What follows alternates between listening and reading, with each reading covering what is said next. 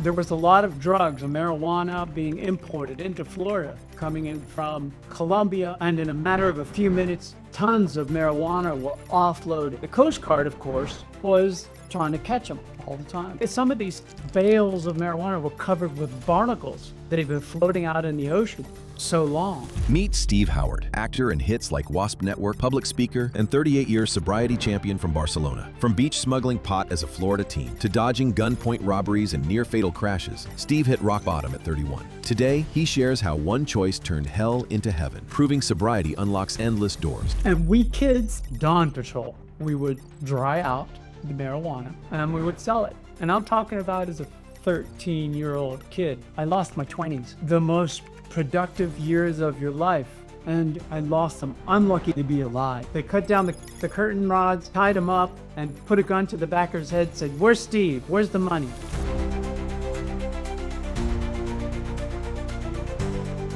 Hi everyone, welcome to this week's podcast. Here we welcome my good friend Steve. In this podcast, he goes through his journey from the age of 13 to the age of 31, where he faces his struggles with drugs and he shows how he was able to overcome them. Upon realizing that he doesn't want these substances to control his life anymore, he did a full 180 switch and changed everything about himself, including moving to Spain. Now he's a successful public speaker. Welcome, Steve. Thanks for inviting me, Fat. It is a pleasure, and I'm very grateful to have you ask me to participate in this podcast and ask me to share my story. My story is one of, I like to say that survivor, because I put myself in many dangerous positions when I was a younger man. And very simply, in a nutshell, and then I'll back up, I am now 69 years old. And I live in Barcelona, Spain. My two beautiful children.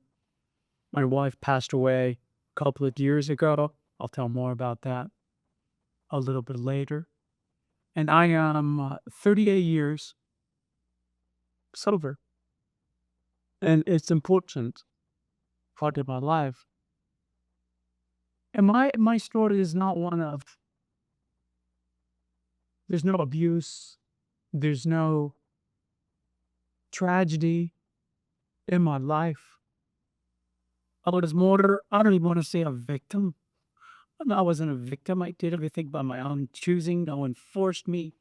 But it was a matter of circumstances, as it is, that took me down the path that I chose. And I'm not a religious man, and I don't like to say by the grace of God I'm here today, but I do believe there is some sort of magic involved. And my mom and my dad, I'll start now. I stopped telling my story, yeah. My mom and dad got separated when I was 2. I have an older brother, 11 years older than me, a sister, 8 years older than me. My sister's passed away. And I never really knew my dad, my real father, because he left when I was 2. And I met him maybe 5 times in the course of the rest of his life, one day at a time. So I can't really say I know who it was. All I know is that he left 3 beautiful children. And the once or twice that I had to talk to him about it, he wasn't at all willing to accept any responsibility. He didn't ever say, I'm sorry or anything like that. He blamed my mom. One time he told me, he says, I went away for a year or so and I came back and brought her a negligee. And you know what she said? I had a headache. I said, now I know. Yeah, she hadn't seen it in a couple of years. She's not even sure if she still loved you or if you still love her. It's very hard. But my father constantly chose to get these jobs that took him away from the family. It was more important to him to go live in Greenland as a engineer, setting up satellite tracking stations around the world during the beginning decade of NASA. And he would choose to go down to Trinidad or up to Greenland, like I say, Alaska. He would choose the most remote places rather than be with his family. So I really can't say very much about him other than the fact that it convinced me that if I ever do have children, and I do, I would never leave them. I'll move forward real fast. I had a very difficult relationship with my two parent children, but I always told myself I will never leave them like my dad did. Now, going back to when I was a kid, my mom finally divorced my dad when I was 11, and she remarried a retired war hero from World War II, very strict military man, whose first wife had passed away when his six daughters were between the ages of 7 and 17. Now he has a baby boy, and I'm 11, and I had no fatherly discipline in my background. And he and I kind of hit like that. He was an honorable man, an honest man, and I mean a war hero shot down 3 times over Europe during World War II. But he was very strict and very challenging. And when he and my mom got married, we moved to a beachfront community. Not that it was a wealthy situation, but we lived in Satellite Beach, which is near Cocoa Beach, which is near where they shot the rockets off from Cape Kennedy.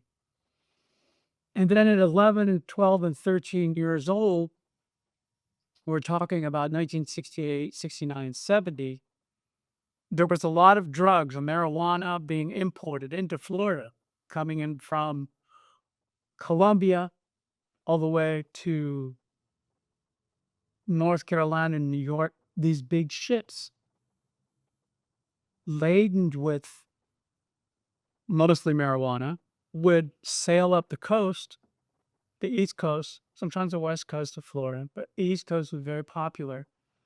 And these fast cigarette boats, speed boats, would go out and meet the big ships, and they would offload bales and bales of marijuana onto the bow of these speed ships, these speeding boats, cigarette boats. And they would speed into the coast of Florida and actually beach themselves where they would meet some other people. And in a matter of a few minutes, tons of marijuana were offloaded. Well, the Coast Guard, of course, was trying to catch them all the time. And the Coast Guard, when they closed, so they would throw off the bales of marijuana so they wouldn't get caught. Or if they got caught, at least they didn't have the dope on. And these bales of marijuana, we used to call them square groupers. I mean, they were the size of a poker table, about that size. You know what I'm talking about? About 3 feet by 3 feet. And they would be floating into the beach, not necessarily the next morning or the next week. Sometimes they would stay out off the coast, caught in the eddy, the curve, the tide, if you will. And finally, they would end up on the beach. Some of these bales of marijuana were covered with barnacles that had been floating out in the ocean so long. And we kids, dawn patrol. We would wake up before we would go to school and just go down to the beach and go look to see if there was any, we call them square groupers, like fish, where you would see if there'd be anything on the beach. And more than once, I would go down to the beach and we would pull them up into the bushes because we had to go to school. There would take 3 or 4 because these things weighed, they were 50 kilos dry, and now they're soaked, totally wet. So they weighed, I don't know, hundreds and hundreds of pounds. And we drag them up to the beach as best we could. Sometimes we couldn't because they were so big and there weren't enough of us. We drag them up, and then at make a long story longer, somebody's mom or dad would allow us to dry it out in the garage of their home. There's a lot of strategic logistics I'm skipping over here, but eventually we would dry out the marijuana and we would sell it. And I'm talking about as a 13-year-old kid, 14-year-old kid, having what was a lot of money for a bunch of teenagers. Friends my age, I never bought one, but I had 16-year-old friends. As soon as they got their license, they got themselves a Harley Davidson.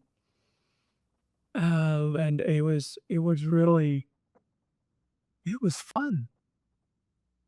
And I could tell you I enjoyed the marijuana at 13, 14. At 15, we moved to Georgia. I don't know how that's related, but I started drinking beer in Georgia as a 15-year-old, right?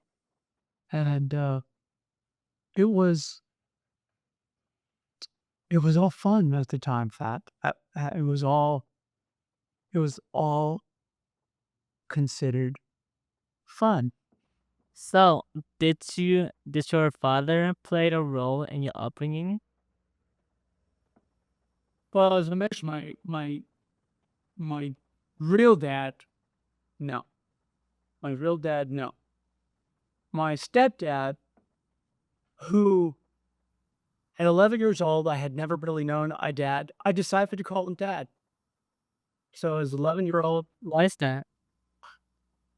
What's the difference between your real father and your stepfather? well, that's interesting. I think I was when I was 31. I'm jumping forward, and I went to a 28-day rehab. I'll get back to how I'll fill in the blanks a little bit later. And it was a wonderful, wonderful program in which the fourth week, family members were allowed to stay at the very same. My mom stayed for a week in the women's section of the drug rehab. Yeah, the drug rehab center wasn't really like a it was a wonderful, like a hotel out in the middle of the woods. Very nice setting, cafeteria type, but it wasn't at all like a hospital. Yeah, there were doctors, but the doctors were there to take care of your cold.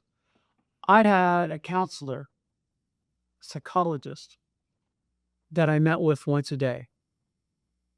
And I'll tell you about David Jurema later. But he identified to me, he says, "You missed your dad. I want you to write a letter, not to your father that you don't know, but this guy who you call your dad." And I wrote a letter telling him I loved him, which I'd never really done before.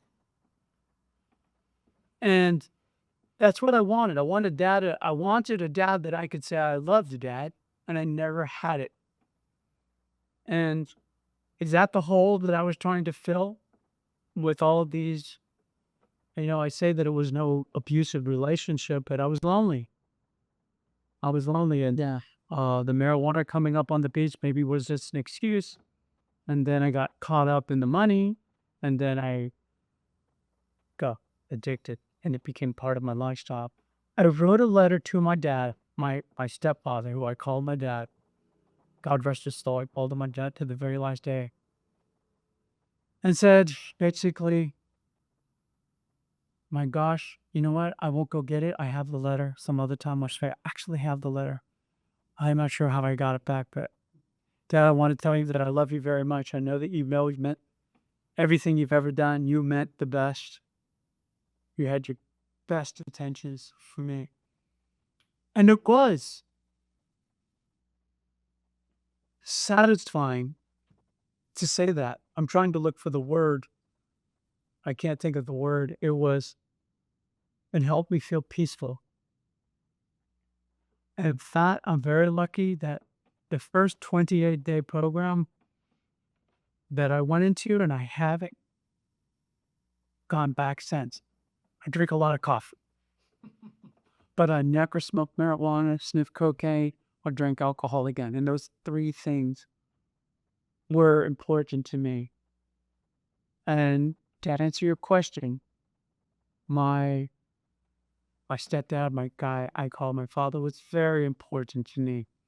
I always was proud to say he was a war hero in World War II. He was at 25 years old. He flew on D-Day. He flew a wow. C-1. Yeah, he dropped paratroopers over France on D-Day. And like I said, got shot down 3 times. And he was a strict man, but he was honest and he had integrity. And today, I really can say thank you. I can say thank you a lot. So that gets back to that. But let's go back to when I was 13, 14, and 15. We moved to Georgia, started drinking beer, moved back to Florida. I went to my grandparents in Arizona when I was 15, and my sister was living there. She was going to the University of Arizona. Actually, she dropped out and joined a commune. This is 1971. At the end, what was called the commune. Commune. Because Wait a minute. the fancy word, this is unusual. You may not know about these things. This is where hippies, where people, all they believed in was sex, drugs, and rock and roll. And my sister was part of this group. She was 8 years. She was, like I say, she passed away. And how 8 years older. Well, in this particular case, there were 3 ranches out in the outskirts of Tucson. And these owners of these large desert ranches would allow people to live on the ranch if they took care of the ranch. Whereas these ranch owners, maybe they've been passed down from generations. They're a lot to maintain. They take a lot, and they're nothing but deserts, acres and acres of desert. But you needed to have people living on the land so that, so that the wolves don't move in, so that freeloaders don't move in. And so they have all these freeloaders move in and live there. And they had 3 different, they even had a name for themselves. They called themselves the Presidio Starship. And I'm going to say there was about 100 people between the ages of teenagers to 30 years old. Most of them were that age. My sister was on a ranch. Yeah. Yeah. And I actually, Like full time? Not a whole bed and everything? Wow. well, a lot of them slept on the floor together. I mean, more often than not, a lot of people were just plain old walking around naked in the middle of the desert, and they would sleep together and smoke together and do LSD together, and it was very communal. And once again, for this 15-year-old boy, at the time I was very tall for my age, and I was easily accepted into a group that was much older than me, doing things that were much more mature than a 15-year-old normally would experience. And once again, it was all fun at the time. And it was absolutely terrible for the future adult that this 15-year-old was going to be. And then I came back from Arizona with all these wonderful experiences, including drinking 10 shots of tequila at one time. And there was just craziness. Moving forward a little bit, I attempted to go to the University of Florida. But by then I was so wrapped up in selling drugs. I went to the University of Florida and barely attended classes, made more money, involved with drugs, dropped out after my first year. And it more or less just was a tailspin from then on. And I'm very lucky to be sitting here. The continuation of selling drugs, and I even had a job for 12 years at a computer manufacturing company who shall remain nameless, but they are a name in the world today even. And I was walking around doing my job at the company, and one of the vice presidents walked up to me and said, "How's it going, Steve?" I said, "Very good, sir. Very good." "Just keep it at home," he said to me. I said, I was selling drugs to all the workers, including another vice president of the company at the time. He would come over to my house. And this vice president was basically saying, "We know what you're doing. Just don't do it here." That's what he said. He said, just keep it at home. So drugs played a large part in your life when you were young. It was my life. It was more important to me to have drugs in my pocket before I would even consider looking at a girl, if that makes any sense. And then when I had a girl, At what age? let me tell you, basically, for the time I was 13 until the time I was 31, there was The whole time you have that thinking process? that was my process. My process was, as long as I had my drugs, I was okay. If I wasn't smoking marijuana one day, I was drinking beer. If I wasn't drinking beer, I was sniffing cocaine. I like to say that there were like 3 points on the same circle, and I just kept going around the circle. I remember one time I was proud of myself. I said, "Man, I've gone a month without sniffing cocaine." Wow. But ask me how much I drank in that same month. Ask me how much pot I'd smoke in that same month. It's not like I was sober or anything like that. And I am very reticent to share with you the fact that I lost my 20s. I lost my teens. They were so gone. The most productive years of your life are what you are doing right now. And I I lost them. I'm lucky to be alive. Moving towards another story, I had a friend that I'd known ever since I was 11 years old, Glenn. Glenn and I, when we were in our teens, we would do what we would consider, I would consider juvenile delinquent stuff that fortunately I never got caught at, but petty theft. We would go out in the middle of the night after everybody was asleep and we'd walk down the streets. And if you made the mistake of leaving your garage door open, this is in a small Florida beachfront community. There's no crime except for these teenage kids that are walking around in the middle of the night. We'd walk into a garage. So people would leave their garage door open and people would have their refrigerators or an extra freezer in the garage. They have one in the house, but now they got some. And we would go get steaks, beer. There was one garage that was always open, and we used to go in there at night often. I laugh. I shouldn't laugh. It's pitiful. I'm very lucky no one took a gun and shot me. And I'm still here to do it. When I was 17, I bought my first car. Just got my driver's license. 1961 Nash Rambler. Beautiful condition. Bought it in 1973 from the original owners who had owned it for 12 years, taking care of it impeccably.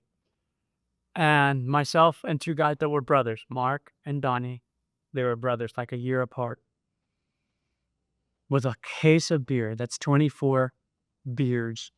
And I think we drank 23 of them by the time. I was going down this road that has a tree on it. It's even called Dead Man's Tree because the road goes like this. It goes around the tree that's right here. And I went down that road, and Donnie was in the front seat, putting his feet up on the dash, going, "Slow down, Howard, slow down." And I took a turn and lost control. The right back part of the car hit a fire hydrant. If I had not quite turned quite as much, I would have hit the fire hydrant head on. But as it was, I barely escaped it. And we knocked the fire hydrant out, and water in the front yard in the middle of the night. The ambulance took me to the hospital. I broke my nose in many places. But if we had hit it head on, I wouldn't be speaking to you right now. And that was when I was 17. Oh, wow. Did that stop me? No. I could have taken two guys that were brothers with me. If I hadn't turned quite as much and I had no control over it, it was just by pure accident that I didn't hit that. Let's see what else can we. So what was the pivotal moment in your quitting of your drugs? Good question. My sister, who's 8 years older than me, who introduced me to my first marijuana cigarette.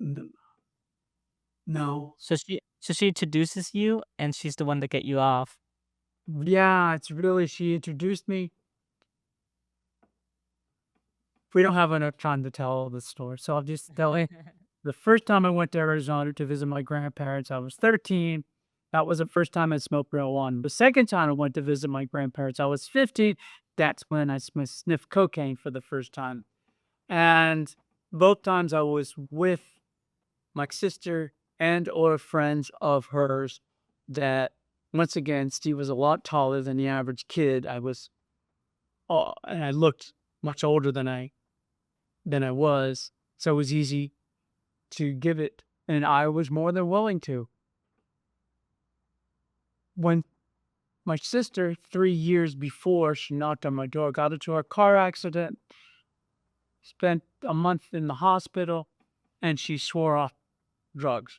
She didn't go through any program at all. She just said no more. So 3 years later, she's getting married, and she's visiting our mom in Florida to help buy a wedding dress, et cetera, et cetera. And bless my mom's heart. My mom knew I was in a lot of trouble with drugs. She asked me in tears at times, "Please stop, please stop." We never listened to our mom and dad, no more than my kids listen to me now. But my What were your first thought? So your first thought when your mom first cried about that situation? Did it kill you, or? Let me feel. I felt bad.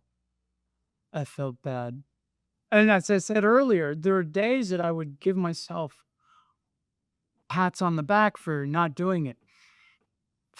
I went to Alcoholics Anonymous and Narcotics Anonymous for 2 years. Every time I walked into a meeting, I'd look around and see the people that were attending the meeting, and I would say, I'm not like these people. One guy had spent 10 years in jail for armed robbery. Another guy was in a wheelchair because he got shot in the back while he was going out of a window after stealing money from a house that he thought was empty. People covered with tattoos, people covered with scars. Ugly people. I had the same job for 12 years working at a computer manufacturing company. I was a manager of a department. You have a job for 12 years? You have a job for 12 years while doing drugs? Well, I was doing drugs. Don't. There were many nights. Well, pardon? Say again? Does boss know, or and coworkers? Do they have a clue on what's? Well, like I said, vice president walked up to me one day and said, "How are these going, Steve?" And I said, great. He said, just keep it at home. That was an example of how I was doing at work. And there were nights where I would stay up all night and I would go to bed at 5:30 in the morning. 5:30 in the morning. He said, oh God, please let me just get 1 hour of sleep just to give me a little bit of difference between yesterday and today so I could go to work.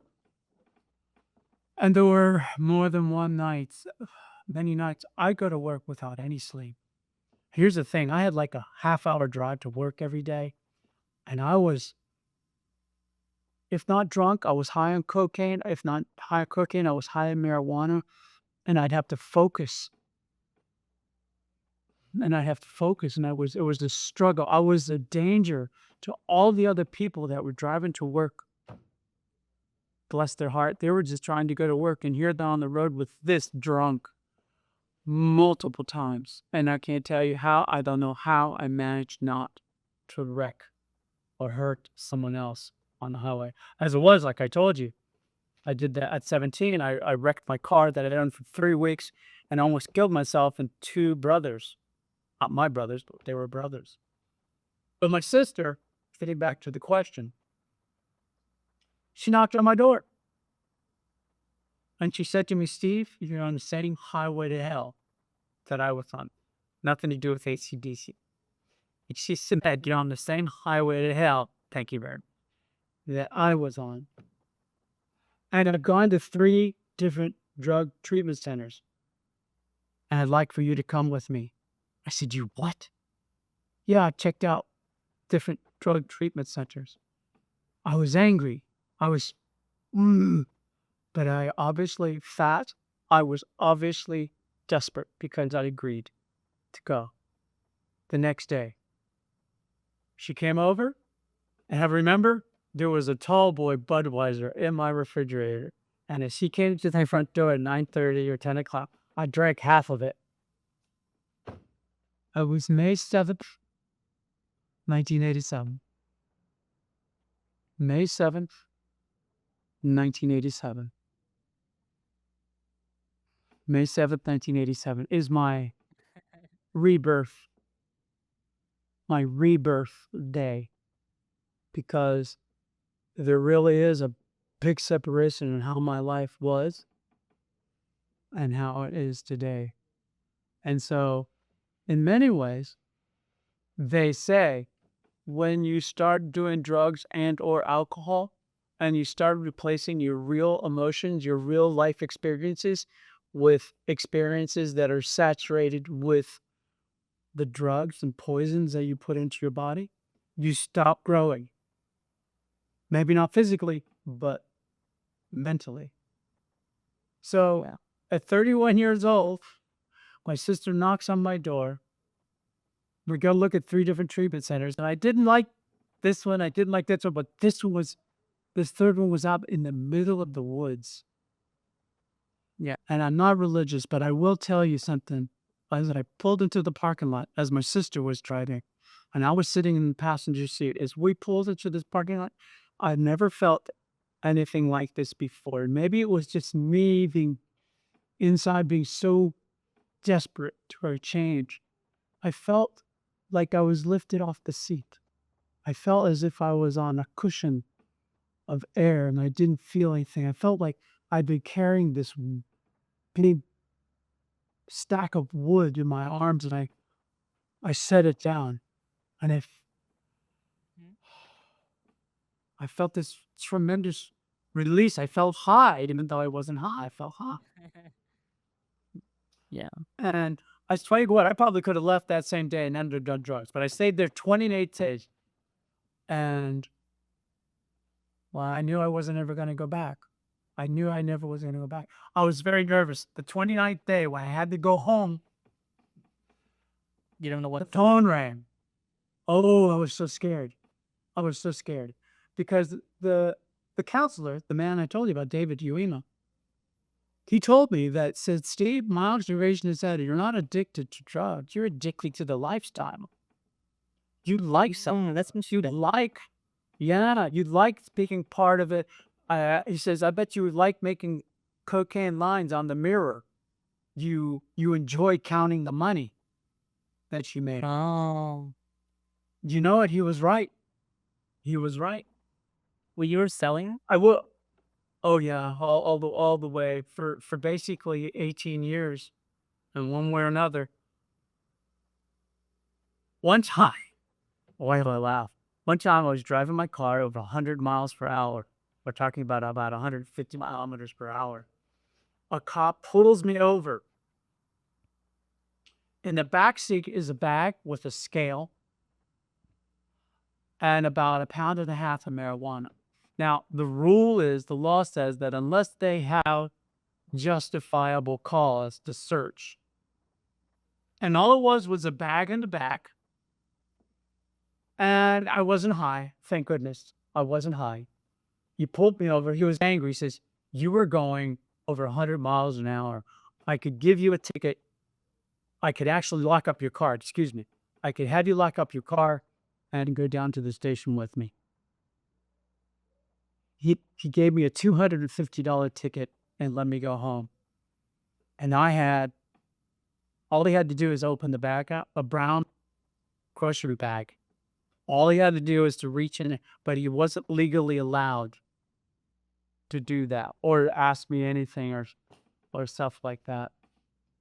Yeah. Along the same lines, just before I got sober, my house was robbed at gunpoint. Really? I had a friend of mine who had moved in just 3 weeks earlier. He was expecting his girlfriend to come over. There was a knock to the door. He had a gun put into his face. And as it turns out, it was the partner of the man I told. Huh? You got that happened during his visit? He was actually staying. He moved in with me. He was my roommate out of 3 weeks. And I wasn't home. He was expecting his girlfriend to come over. Yeah. And he answered the door and he got a 357 put into his face. Wow. And it turns out that my friend who I started telling you about that I knew ever since I was 11, Glenn, he got really addicted to drugs too, but he was shooting cocaine, meaning injecting it into his arms, which is 10 times worse than sniffing it. Yeah, that's crazy. The life is crazy. And he and a friend of, an acquaintance of mine, a friend of his, they had been shooting up cocaine. They had run out of cocaine, and he knew I sold drugs. Glenn knew I sold drugs. Everybody knew I sold drugs. I'm so lucky to be here sitting talking to you. But Glenn, with his friend Mike, I forget his last name better than I forget his last name, robbed me, came over to my house. I wasn't home. My poor new roommate, Bob, was home. They hog-tied him, which means they cut down the curtain rods and tied him up and put a gun to the back of his head and said, "Where's Steve? Where's the money?" And I wasn't home.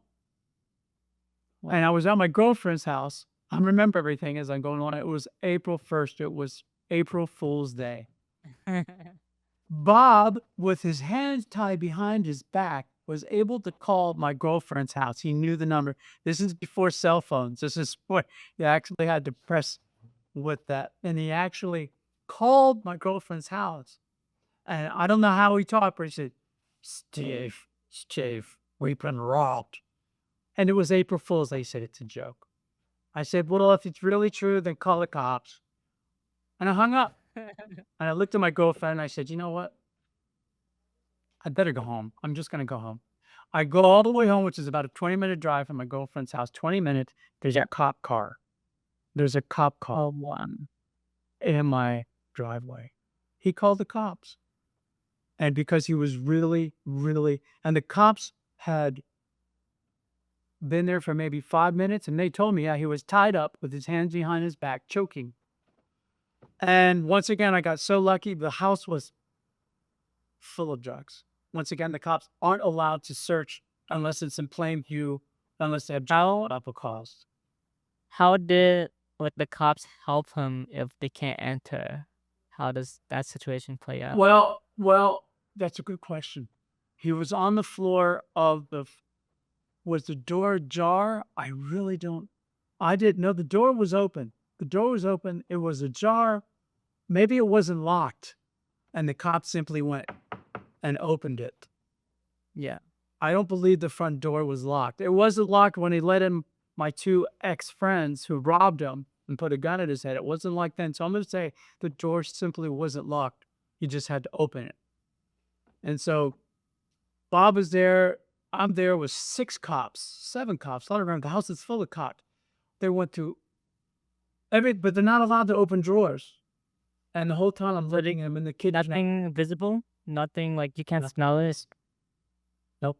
But you can't smell it there as well? This is a 35, 38-year-old memory. I don't remember the details. So no, although it's very aromatic, that wasn't there. Even better, I go upstairs into my bedroom and the drawer is open like this much. My bathroom drawer is open like this much. I look down and there's thousands of dollars that the guys who wanted to rob my house, they didn't see it. They pulled all the drawers open. They were desperate. They missed that one drawer. That one drawer. And actually it was open. And I looked and there it is. They didn't find it. So all these disasters. And here's the thing. This is the sad thing. When you watch this later, I'm almost remembering a pleasant memory. This is sick behavior. I shouldn't be proud of any of this. I should be, once again, the story should be how I could have been shot. My friend Bob could have been shot. Because these people were desperate because they were high on drugs. And that's when the worst tragedies happen, when people are high. And you have no control. No control over it. Yeah. So once again, getting back to my sister knocking on my door, it's been 28 days.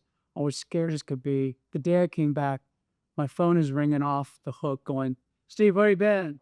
Can you get something for me?" And I went, "Let me call you back." And I resisted. I'd say for a while, we have one person on this shoulder going, "You can do this." The other would say, "Don't do it. Don't do it. You can do this." And I said, "I can just buy some and sell some, but I don't have to do it." I was trying to negotiate with myself. But fortunately, I can tell you that I've never, ever. Here's something though. I still have dreams. Really? I still have dreams about drugs. I still have dreams. One of the life that I'm used for, that actually doing it, getting like one of the ones that I don't have anymore, thank God. Not the sensation. Used to have, but just doing it. I used to have the sensation of smoking crack. I forgot to tell you, I smoked crack. There's a way you could take cocaine, mix it with baking soda, and boil the water, and then you can smoke it. And I would wake up, not anymore. I would wake up in the middle of the night, holding my breath, like you do when you smoke marijuana, and you hold it a long time so it has a chance. It's horrible for your lungs. Thank goodness I don't have to. I hope I don't ever get lung cancer from all the smoking of crack and marijuana that I did. But for years, I had dreams, and I would wake up in the middle of the night holding my breath and exhaling, and would, oh my God, I went out of youth, and I thought I had to start all over again. For like a full 5 minutes after I woke up, I'd be upset at myself because I thought I had broken. Because you get very proud when you quit drugs. I joined Alcoholics Anonymous. I joined Narcotics Anonymous, and I was very religiously part of the program for the first 5 years, I'm going to say. Yeah, I've gone to a meeting once this year, 38 years. I went to a meeting once in 2025, but back then I went all the time. And I thought I would have to start over again because with the Alcoholics Anonymous or Narcotics Anonymous, it's the same program, except Narcotics Anonymous, some people don't drink. They just smoke marijuana, do cocaine or heroin or meth or whatever. Alcoholics Anonymous are just alcoholics. These people only drink alcohol, and a lot of them don't consider themselves part of, because, oh, I don't do drugs. They're illegal. Yeah. I drink alcohol. It's legal. So they do, many of them consider themselves, but it's all the same thing. Eating, obesity, people that have eating disorders go to what's called Eaters Anonymous. Eaters Anonymous? Yep. It's the same 12-step program, because a lot of people eat food because of the same reason I do drugs.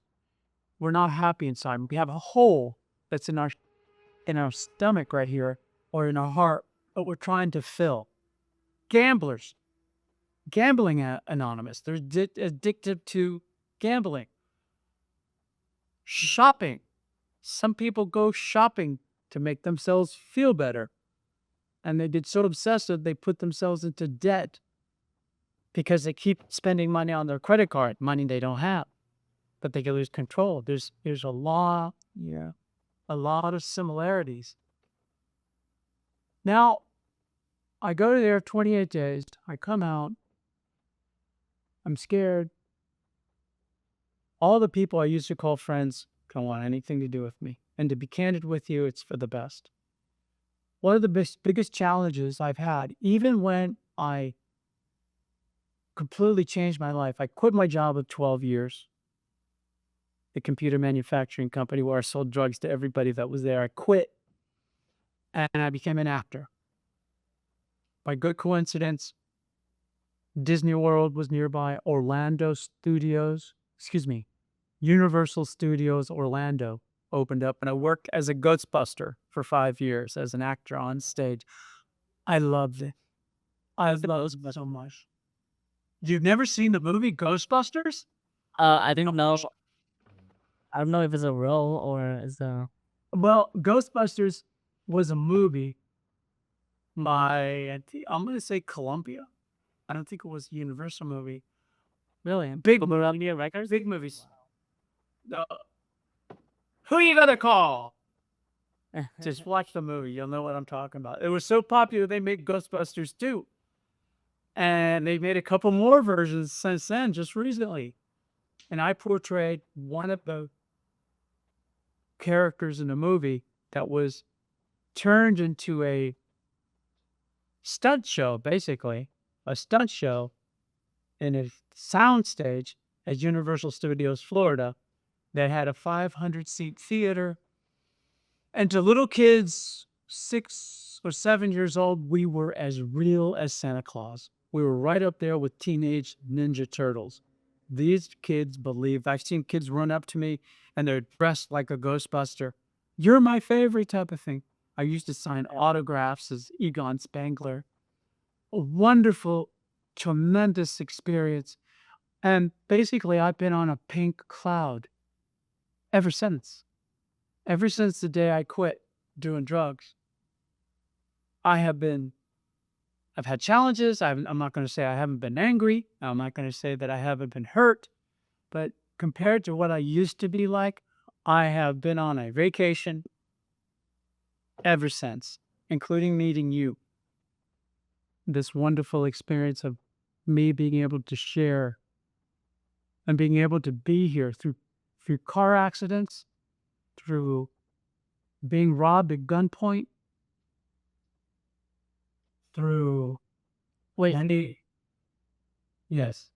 you were robbed at gunpoint after your friends robbed No. at gunpoint, or is it the same as that? Actually referring to the robbing at gunpoint when I wasn't at home. My roommate was. I was lucky not to be there.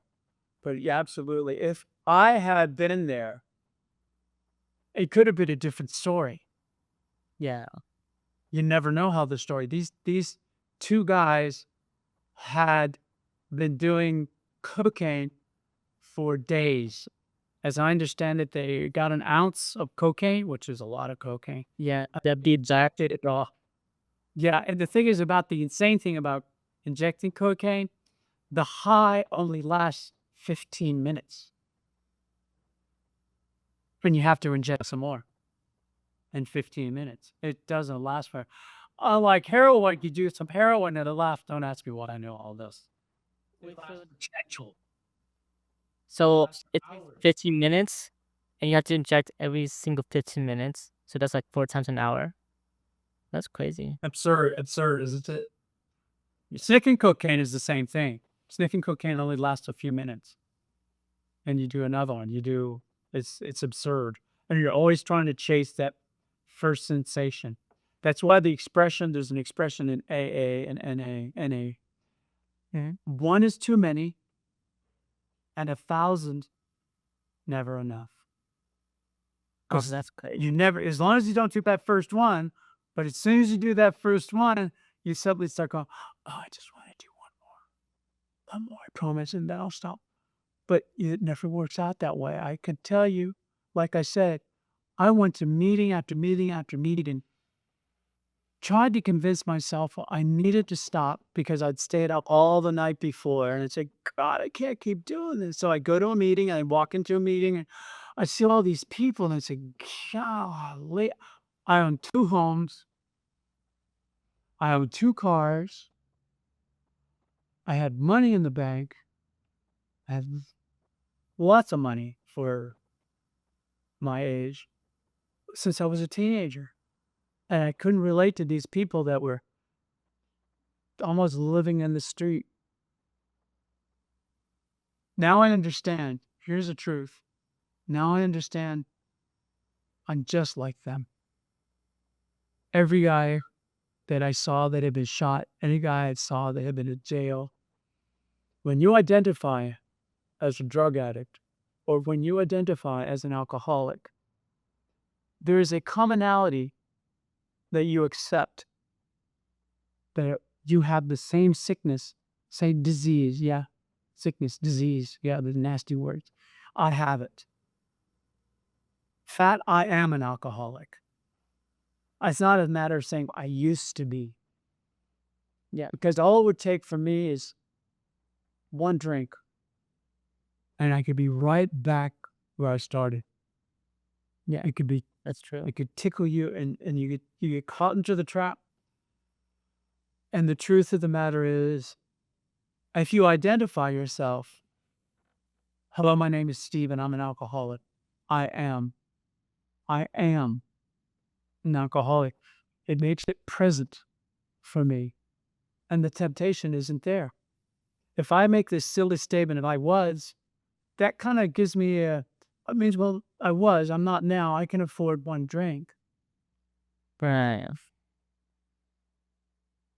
Interestingly one- enough, yeah, all I could say is that, interestingly enough, now I don't have the desire. I don't have the craving.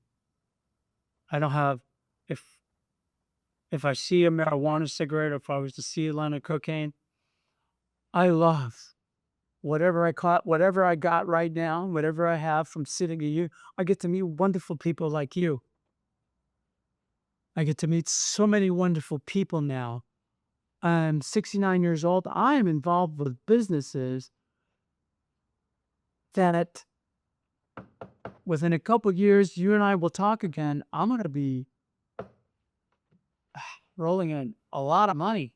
I'm going to do very well because and I'm just a partner in this. I've been blessed by meeting people. This is the thing that goes on. Whenever you decide to quit doing drugs or alcohol, just stay sober.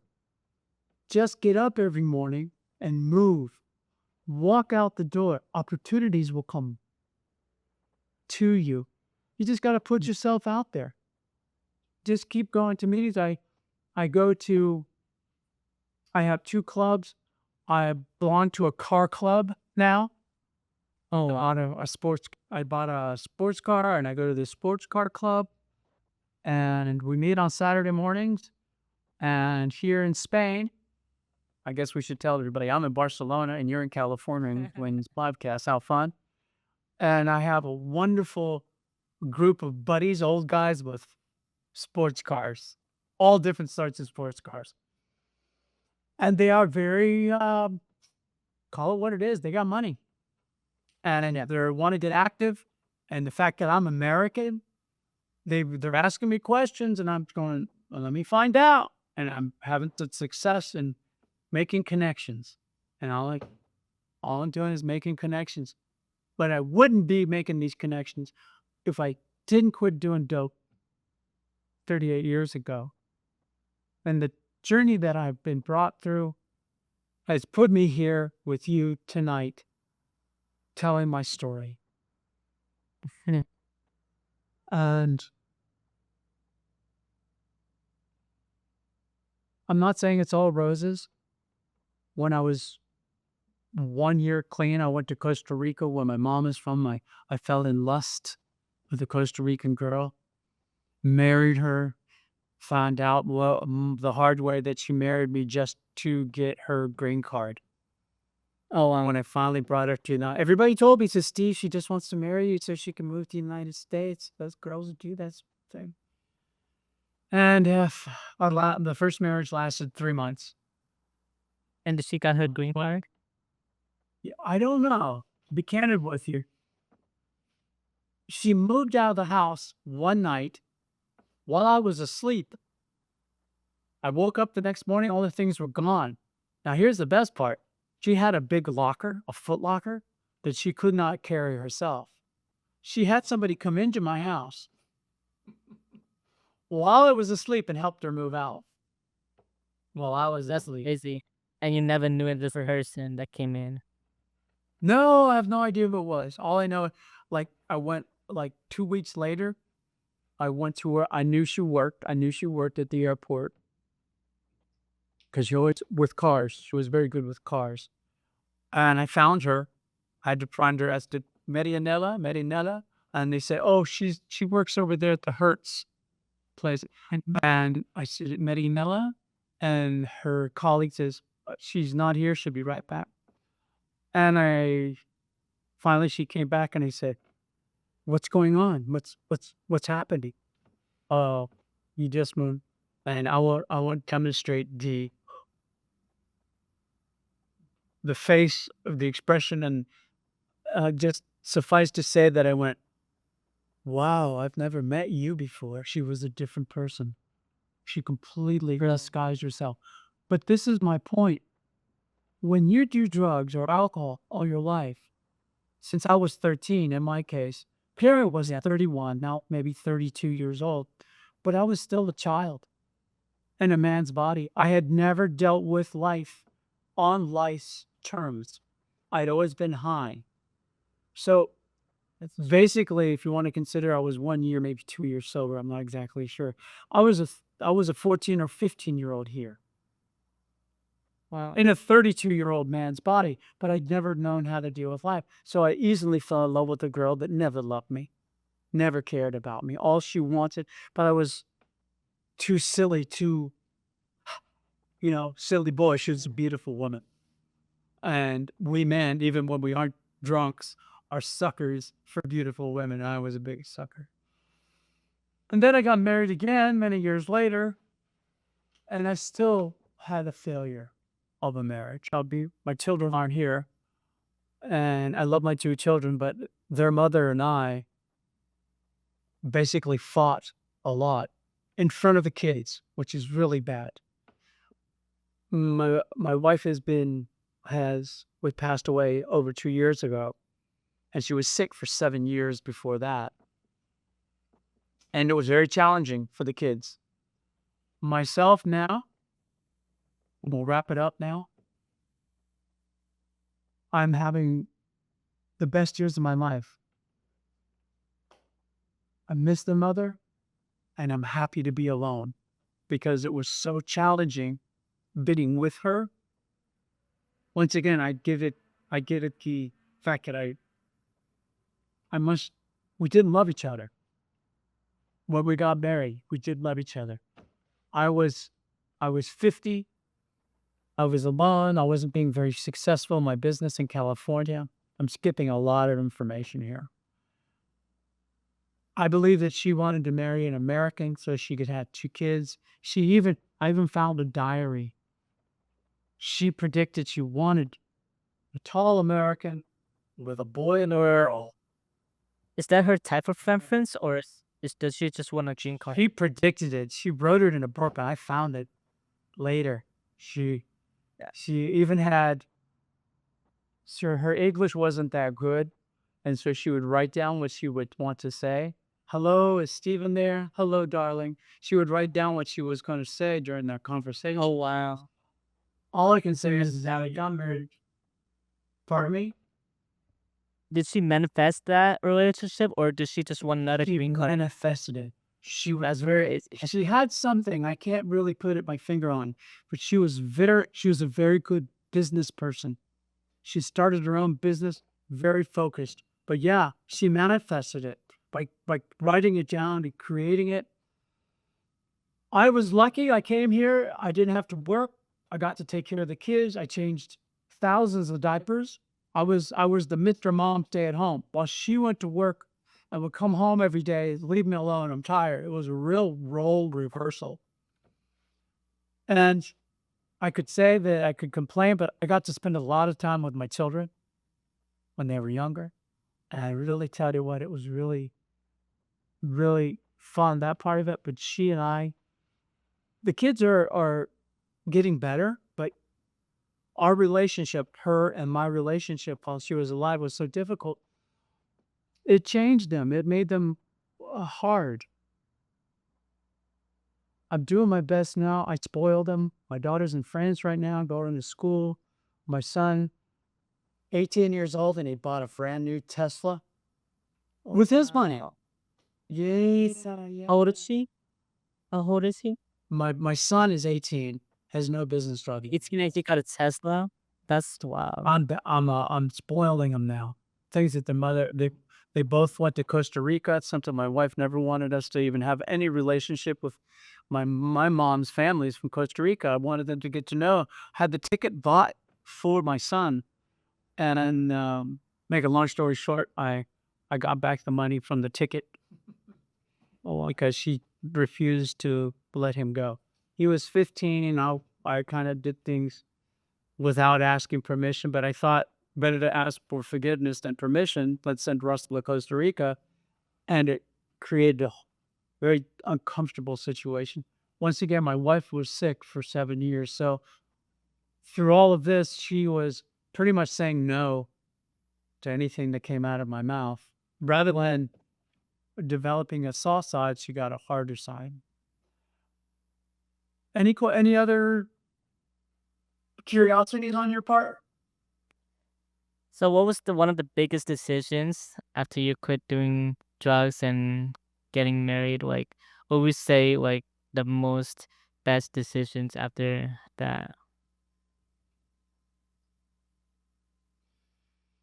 Quitting my job of 12 years, selling my house. You sold your house too? Oh yeah, it was like somebody getting involved in drugs. I quit everything, changed everything, and went into acting. And I can't say that I regret it. How do you go to acting with no jobs, no house? She, I did have a kitty. As I mentioned to you, I was very fortunate to that. The police didn't ever find anything. The drug addicts never found anything. And I had a little bit of a piggy bank. Gotcha. And I can't say that I was successful as an actor. Would be number one, I was in Orlando, Florida. And at the time, Orlando, Florida, when I started, this is like in 1990, Universal Studios opened up and they built 6 sound stages. And Disney had just gone in partnership with MGM. And between MGM Studios and Universal Studios, there was actually quite a bit of activity. TV shows actually doing filming. And during the early 90s, it was really doing well. And then, as I recall, Saddam Hussein invaded Kuwait and Desert Storm happened. And that froze up what was going to be Hollywood East. Oh. But I stuck it out, and I probably shouldn't have gone to Los Angeles right then. But I'll be honest with you, I'm not that good an actor. I just love doing it. And at this point of my life, after spending such part of my life, which I called it fun, now I call it lost time. I lost my 13, my 14, my 21, my 20.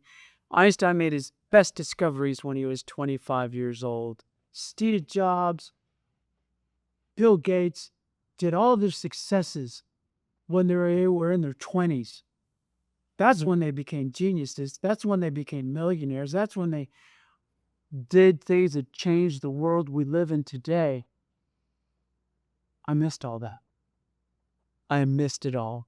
My priority was lost, all lost. And if any of your listeners can take away one thing from all this gibberish that I've done the past hour, don't get high. Do whatever you want. Coffee's okay.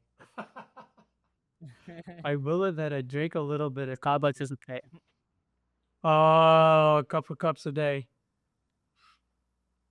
But for the most part, life is so much more full, so much more enjoyable. I do everything better straight, which is another way to say sober. Straight means I don't get high. I'm sitting here right with you.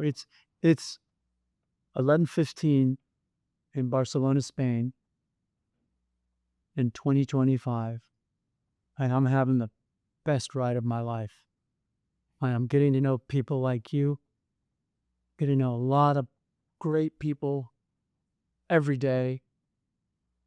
I enjoyed helping people. Now it's like, why not? What else is there to do? However, I will say this.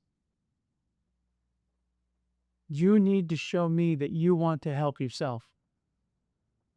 That means I have some friends that I open up my life up to, and then a week later, a month later, a year later, they say, Steve, I want to quit smoking pot.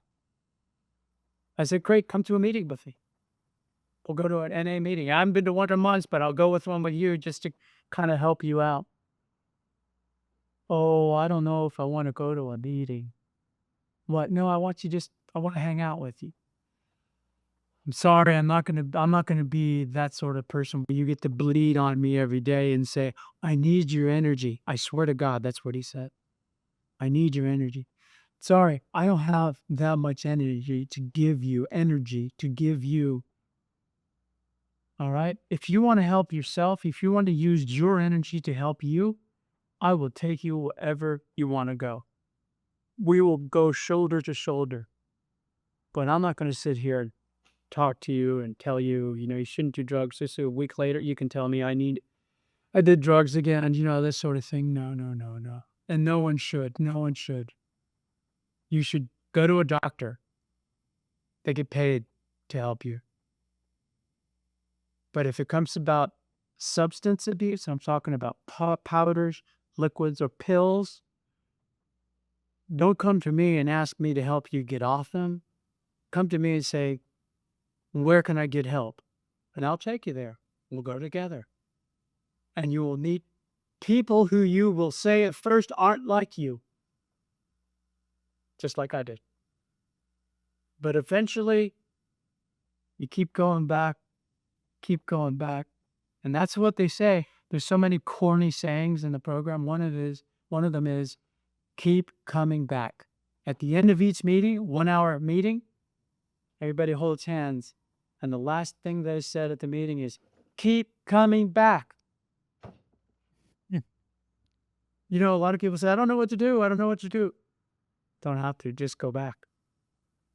Just go back to the next meeting. There's hundreds of them here in Barcelona. A lot of people say, I don't know where a meeting is. I'll tell you where one is if you want to go, type of thing. Okay, so that is one of my biggest decisions, was going into being an actor, where I met so many people that changed my life, that took me to Los Angeles to pursue my acting, which Eventually, I came here to Spain and I met the lady who would be my wife and the mother of my two children. And though she is gone, I stay here because you can't see her right now, but if I turn my computer, I can see the Mediterranean Sea from my window. I'm very happy to say that. Thank you very much for having me. Thank you, Steve, for sharing your story. Thank you. And thank you for coming on to the show.